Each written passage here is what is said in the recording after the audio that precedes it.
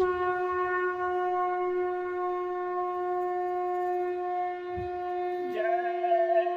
गुरुदेव। जय गुरुदेव।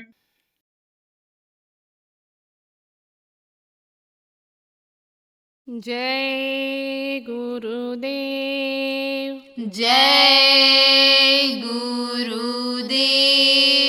जिनकी लगन गुरु से नाई, जिनकी लगन गुरु से नाई, जिनकी लगन गुरु से नाई, जिनकी लगन गुरु से नाई, ते नर पशु सम जग में जीवे, ते नर पशु सम जग में जीवे, बिरथा जन्म गवाई, बिरथा जन्म गवाई, जिनकी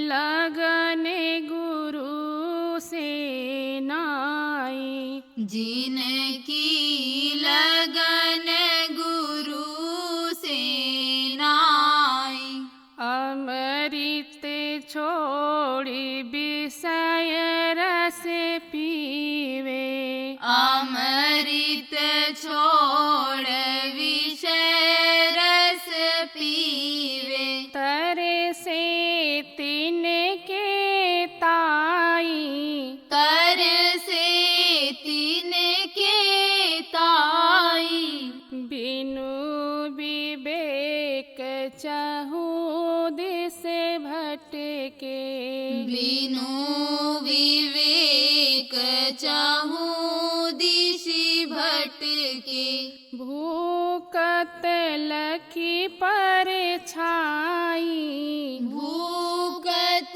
लखी पर छाई, ते नर पशु सम जग में जीवे, ते नर पशु सम जग में जीवे, बिरथा जन्म गवाई, बिरथा जन्म गवाई, जिनकी लगन गुरु से नाई, जिनकी लगन गुरु से नाई, जो बेल की कड़वी तो मड़िया, जो बेल की कड़वी तुमड़िया, सब तीरथ कर आई, सब तीरथ करी आई, जगन्नाथ के दर्शन करके, जगन्नाथ के दर्शन करके, अजहु न गई कड़वाई, अजहु न गई कड़वाई, ते नर पशु सम जग में जीवे, ते नर पशु सम जग में जीवे, बिरथा जन्म गवाई, बिरथा जन्म गवाई, जिनकी लगन गुरु से नाई, जिनकी लगन गुरु से नाई, जैसे फल उजाड़ के, जैसे फल उजाड़ के, बिनु स्वार्थ झर जाई, बिन स्वार्थ झर सतगुरु बिन वचन गुरु के। कहे सतगुरु बिन बचन गुरु के। अंत काल पछताई, अंत काल पछताई। ते नर पशु सम जग में जीवे। ते नर पशु सम जग में जीवे। बिरथा जन्म गवाई, बिरथा जन्म गवाई।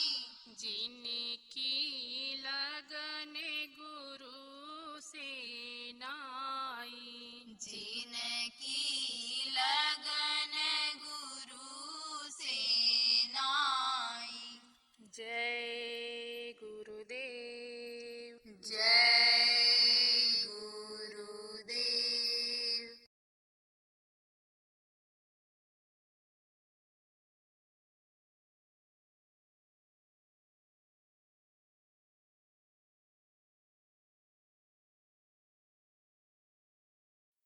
आप समझो कुछ चीजें ऐसी हैं कि जो नाशवान हैं लेकिन देर में नष्ट होती हैं। जैसे स्वर्ग और वैकुंठ ही है, ये देवलोक ही है, ये ब्रह्मलोक ही है, यह सब बहुत देर में नष्ट होता है। तो आप ये समझो कि जैसे सूरज है, सूरज जब आप छोटे थे तब भी ऐसे ही था, और आप जवान थे तब भी ऐसे ही था, और आप जो बुढ़े बैठे हो इसमें, हाँ वैसे ही आपको दिखाई पड़ रहा है। चंद्रमा वैसे ही है। तो इन चीजों को आप ये समझो कि यानी जब ध्यान किया जाता है, उनके रूप को इस तरह से याद किया जाता है तो टिक जाता है, नजर टिक जाती है। आप ये समझो कि वो चीज यानी समझो कि उसका ध्यान किया जाता है, तो यह है तो नहीं वो चीज जिसका जो रूप है उसका उसके जैसा है, परछाई समझ लो है, लेकिन है ये ओरिजिनल का ही।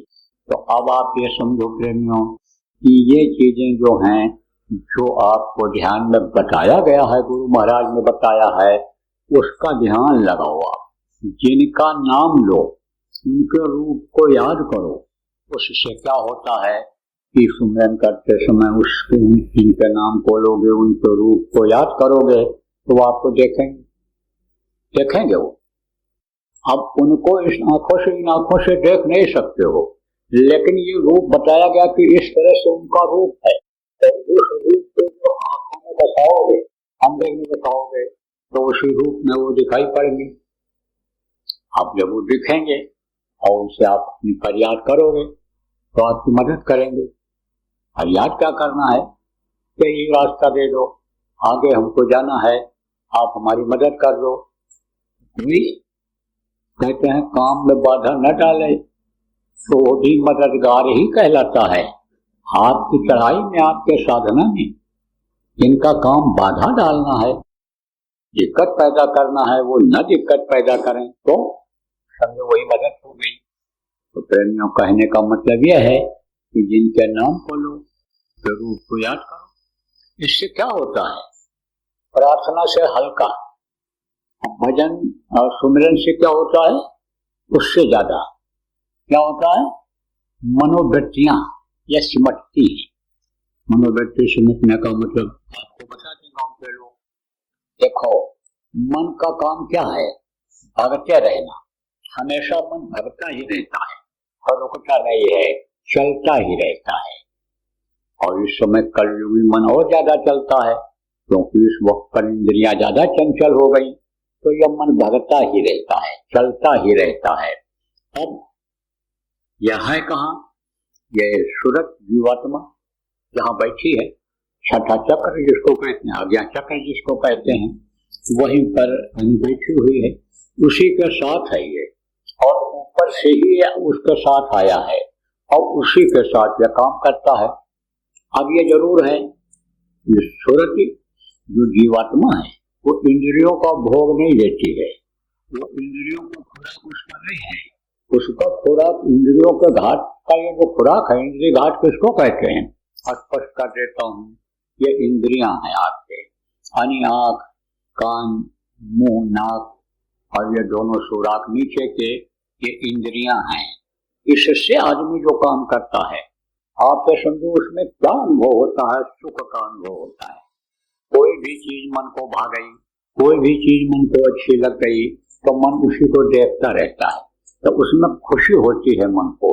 वो भोग एक तरह से करता है, दृष्टि से भोग करता है, कर्ण से, कान से, यानी कोई आवाज अच्छी लग गई, सुनाई पड़ने लग गई तो वो उसका रस उसको मिलता है, भोग उसका करता है, तो वो उसको खुराक मिलता है। मन को, जीवात्मा को खुराक नहीं मिलता है, क्योंकि ये शरीर इंद्रियां, शरीर की इंद्रियां जो है जीवात्मा के ताकत से ही चलती है, लेकिन खुराक उसको नहीं मिलता है। किसको? जीवात्मा को।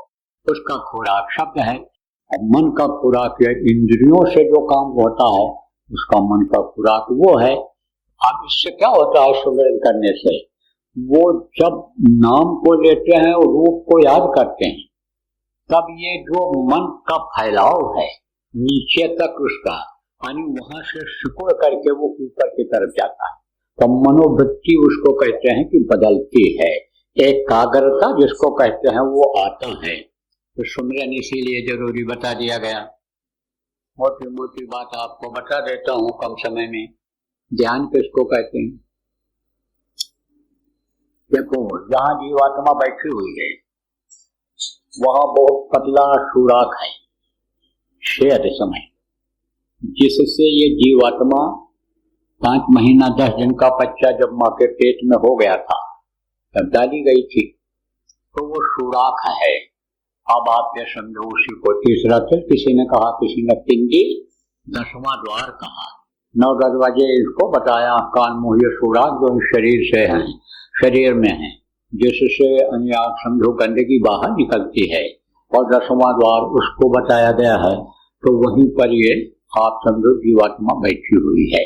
अब क्या होता है? ध्यान, ध्यान जो संत मत का होता है उसमें दृष्टि को एक जगह पर टिकाते हैं, और ये बताया जाता है, गुरु महाराज ने भी बताया, जितने भी संत आए सब लोगों ने बताया, और आपको भी प्रेमियों बताया गया गुरु महाराज के जाने के बाद जब नामदान दिया गया, कि वहीं पर दोनों आंखों को टिकाओ, एक जगह पर रोको और मन को वहां लगाओ। तो अब मन का जो फैलाव है, आप समझो छोटी से लेकर एक तरह से कह लो कि जड़ी तक, निचले हिस्से तक पैर के जो सिमटाव है, वो सिमटाव फैलाव जो है उसमें सिमटाव होता है, क्योंकि मन जहां रहेगा एक ही जगह तो रहेगा, कई मन तो है नहीं, ये मन ये कही है, आत्मा ये कही है, बाकी तो प्राण कई तरह के हैं, कई हैं, चक्र कई हैं, आप समझो नसें कई तरह की हैं, हड्डियां ये देखो पैर की, हाथ की, और ये सब अलग अलग हैं, पसली की हड्डी, ये सब अलग अलग हैं, कई हैं, ये है वही, लेकिन इसका बंटवारा है, अलग अलग है, ये मतलब अलग अलग हिस्से में। और मन जो है वो ये कही है, तो मन जब वहां लगा, कहाँ लगा? जहां देखा जाता है, तब इधर से ध्यान हट जाता है, तब फिर लौटता नहीं है जल्दी। जब रुकने का आदि बन गया तब लौटेगा नहीं फिर इधर, तब कहाँ जाएगा? उधर आगे बढ़ने की कोशिश करेगा, साथ देगा। किसका साथ देगा? जीवात्मा का साथ देगा, क्योंकि जीवात्मा की शक्ति से ही, यानी समझो कि आंखें वहां अंदर टिक पाती हैं, दोनों आंखें बंद हो पाती हैं उसी की शक्ति से, और उसी की शक्ति से ही अंदर देख पाता है, तो जीवात्मा का फिर साथ दे देगा। और जब साथ दे देता है और तब अंदर में प्रकाश हो जाता है, ये खिसकती है अपनी जगह से। जीवात्मा खिसकती है, खींचता कौन है? वो जो शब्द आ रहा है, जब मन वहां लग गया तब वो शब्द खींचता है, जैसे चुंबक, यानी समझो लोहे को खींचता है, ऐसे वो खींचता है, तो ये जगह अपनी छोड़ती है जीवात्मा। जब मन के साथ जीवात्मा का फैलाव शरीर में रहता है, तब तो उधर का ध्यान नहीं रहता, खींच नहीं पाती है, ये तो इधर ही चलाने में रहती है। लेकिन उस समय पर जब बैठ जाते हैं और ध्यान लगाते हैं तो ये एक तरह से शून्य हो जाता है, यहाँ पे कुछ चलने की जरूरत नहीं रहती है, और चलता भी नहीं है, तो जीवात्मा के ताकत से ये चलता है, तो जीवात्मा का वो ताकत सिमट जाता है इधर से हट करके, और वहां पहुंच जाता है, तब जीवात्मा आगे को बढ़ती है। तो जब आगे को बढ़ती है तब प्रकाश मिल जाता है, रोशनी मिल जाती है। फिर आप ये समझो उसी को कहते हैं कि आंख खुल जाती है। आप ये समझो कि जब आंख खुल जाती है उधर की एक तरह से तो प्रकाश मिल जाता है। उस प्रकाश में आप ये समझो ये जीवात्मा अपने रूप को देखती है। अभी तो अपने रूप का पता ही नहीं है अंधेरे में। जैसे अंधेरी रात है, अब अंधेरी रात में आप अपने रूप को देख सकते हो? नहीं देख सकते हो। उजाला है तो उजाले में तो कहीं भी अगर छाया प्रतिबे में मिल गया ऐसे किसी चीज का, कोई चमकीली चीज है तो उसमें भी आपका रूप दिखाई पड़ जाएगा, लेकिन अंधेरे में नहीं दिखता है। ऐसे ही ये अब आप तो समझो निर्खय रूप सुहावना, ये अपना जो है जीवात्मा अपना रूप देखती है। रूप देखती है तभी अपने पावर को समझ पाती है कि हम हमारे अंदर प्रभु की ताकत है, प्रभु के अंश में जीवात्मा हूँ। उसी समय पर जब उजाला होता है अंदर में, तब उसी उजाले में, उसी ताकत में, उजाले की शक्ति में, ताकत में क्या होता है कि पाप नष्ट होते हैं। पाप नष्ट होते हैं। तिमिर जिसको कहा गया, अंधेरा जिसको कहा गया, जैसे सूरज की रोशनी से खत्म होता है, ऐसा वो आत्म प्रकाश जिसको कहा गया है, उससे ये पाप नष्ट हो जाते हैं, ये कर्म नष्ट हो जाते हैं।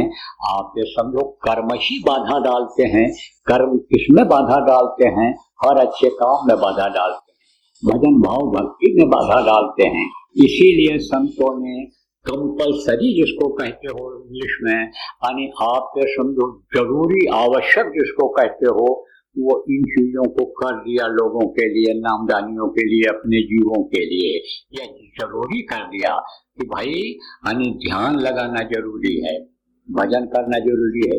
देखो फिर भजन जो है असली चीज है। ध्यान यानी समझो कि में भी भजन बन जाता है, भजन में भी ध्यान हो जाता है।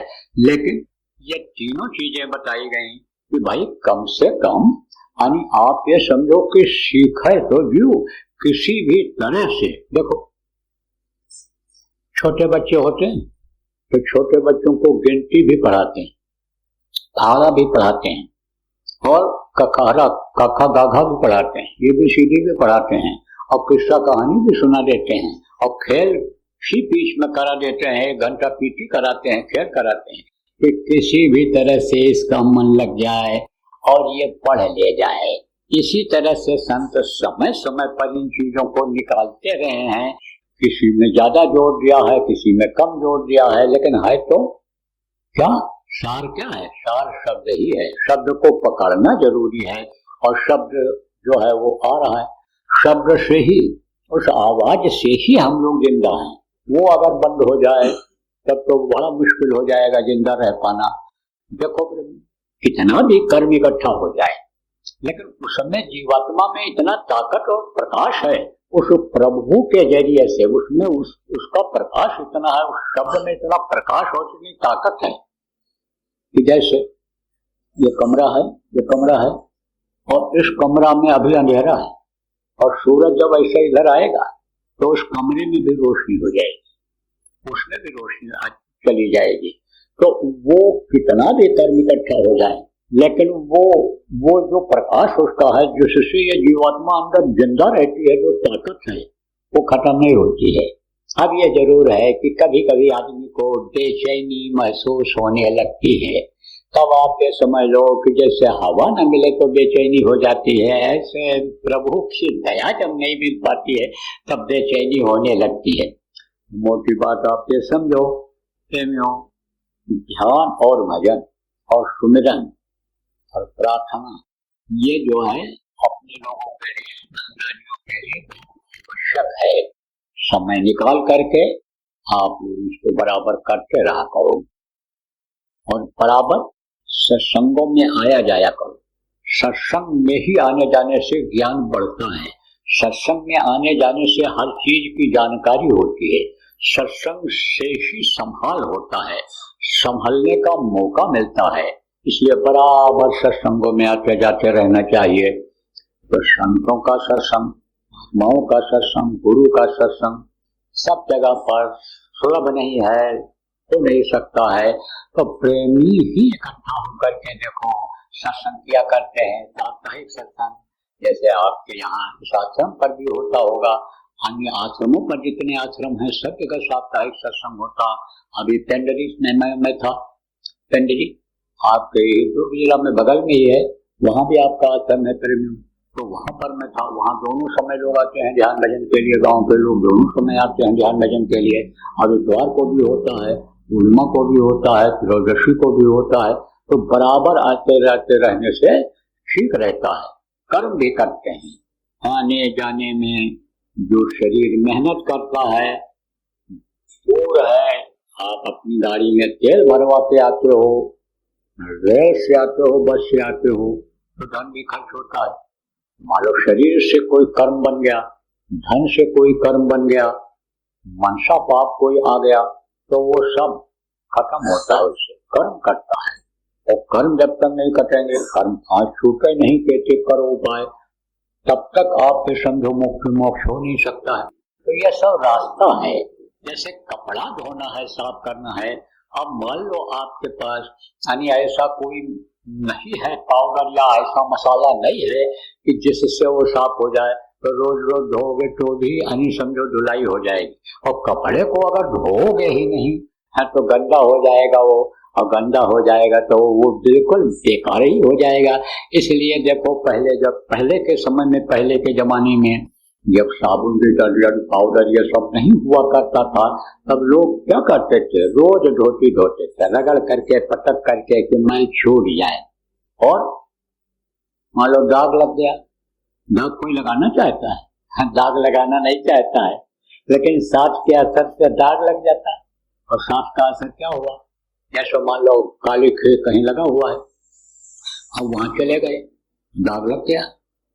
अरे मोटी बात आते समझो कि बच्चे के आंख में ये जो माताएं हैं ये क्या लगाती हैं, काजल लगाती हैं कि जिससे अंदर की गंदगी साफ हो जाया करे और दृष्टि यानी इनकी जो है कमजोर न पड़ने पावे।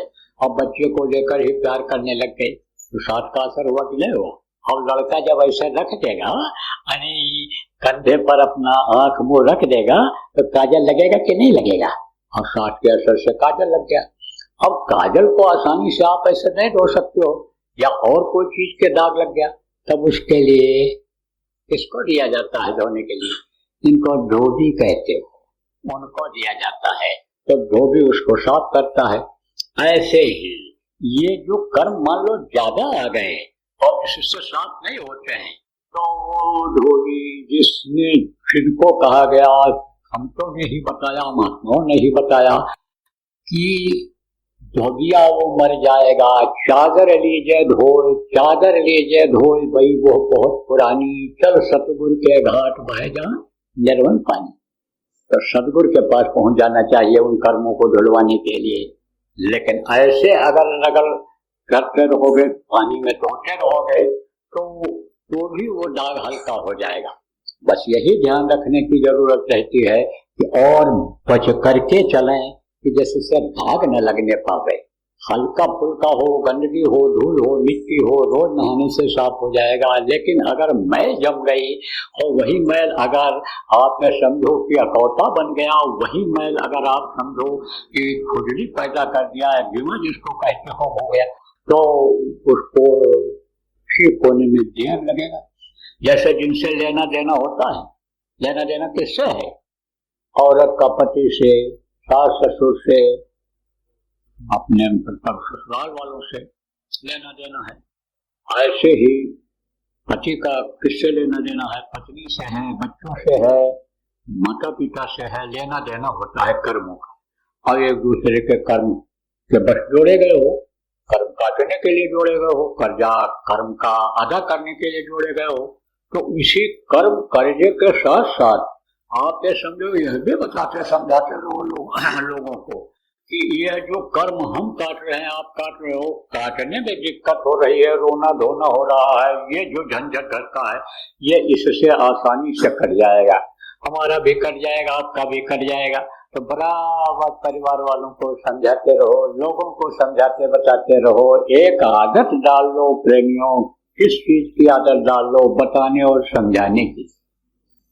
कुछ लोग ऐसे होते हैं, बच्चों को पढ़ाते हैं, अच्छा काम करते हैं, बच्चों का ध्यान रखना चाहिए, नहीं बच्चे बिगड़ जाते हैं। आजकल का माहौल बहुत ऐसा है कि बच्चे जो है चीजों का, गलत चीजों का ज्यादा नकल कर लेते हैं। बंदर और बच्चे ये सीखते हैं, देख करके ये सीखते हैं।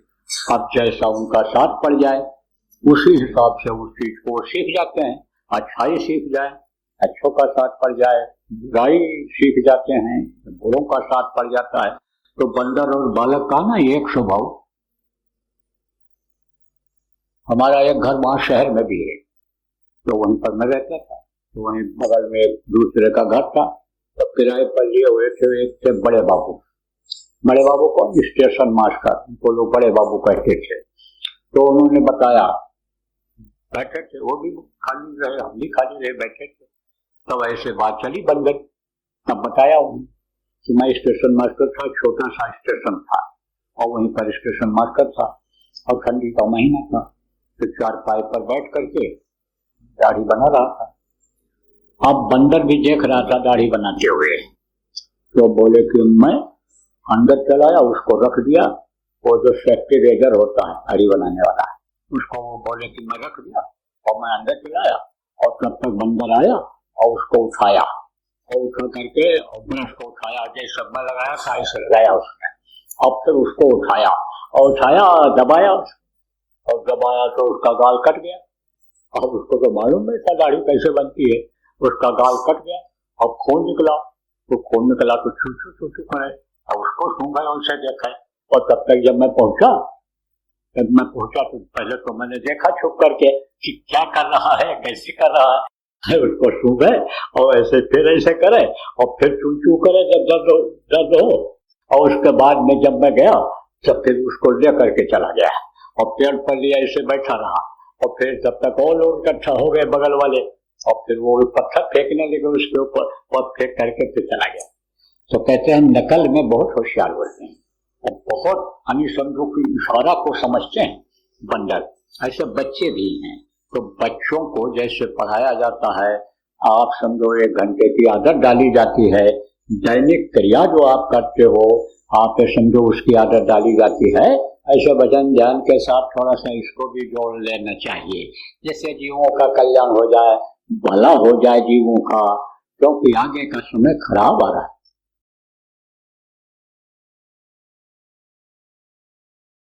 यह धर्म युद्ध होगा।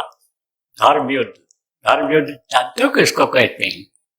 बहुत से लोग धर्म के नाम पर ही रोटी खाते हैं, बहुत से लोग धर्म के नाम पर ही रोटी सेकते हैं, बहुत से लोग धर्म के नाम पर ही नाम कमाने की कोशिश कर रहे हैं कि हमारा नाम जल्दी उजागर हो जाएगा, मीडिया में पेपर में आ जाएगा, लोग जान जाएंगे कि ये कट्टर हिंदूवादी हैं, ये कट्टर मुसलमानवादी हैं, ये कट्टर यहूदीवादी हैं, ये कट्टर जो है ये यानी समझो कि सिखवादी हैं।